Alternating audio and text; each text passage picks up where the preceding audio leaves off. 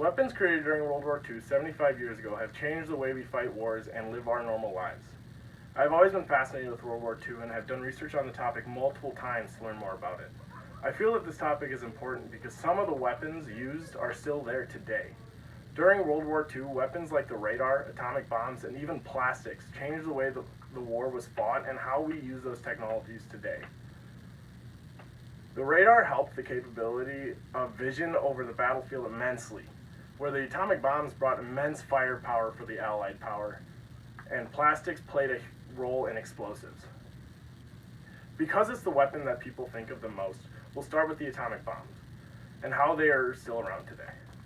Atomic bombs are obviously a weapon that we still have today. However, why haven't they been used in other wars since World War II? When the U.S. dropped the bombs on Hiroshima and Nagasaki, they served as notable markers to the end of the fighting in the Pacific. This shows that governments that have these powers now see the powers that every other government with them can do to them. Which brings in the fact that a revisionist school began in 1965 raised moral questions about dropping the bombs. Today, during the wars, the morality of dropping the bombs somewhere is seen as so wrong that it keeps governments from using them on each other only as threats so far. Even though it's not directly deadly as an atomic bomb, the radar was a huge development in warfare. The radar has been used in military vehicles and bases since World War II for easy protection from hidden enemies or for sight of hidden enemies while attacking. The radar sends out short pulses of radio waves that come back and tell a monitor where something is. We use this today because it is still one of the best technologies of its kind.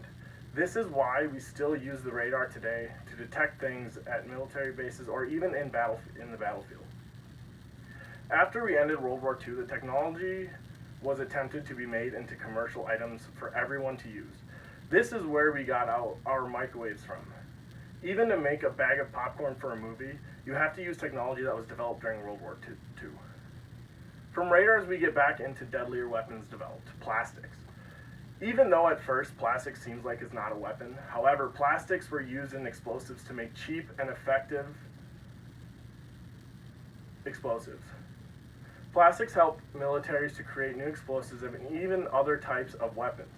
Some of these explosives are still used by the military today, such as C4. After the war, these plastics gave us most of what we use today, to eat, drink water, etc. Something like plastic is not seen as something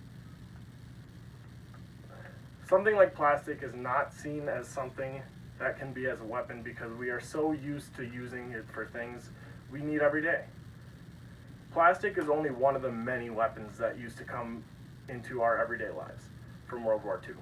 World War II brought plastics, radars, and nuclear weapons that changed how we live so far.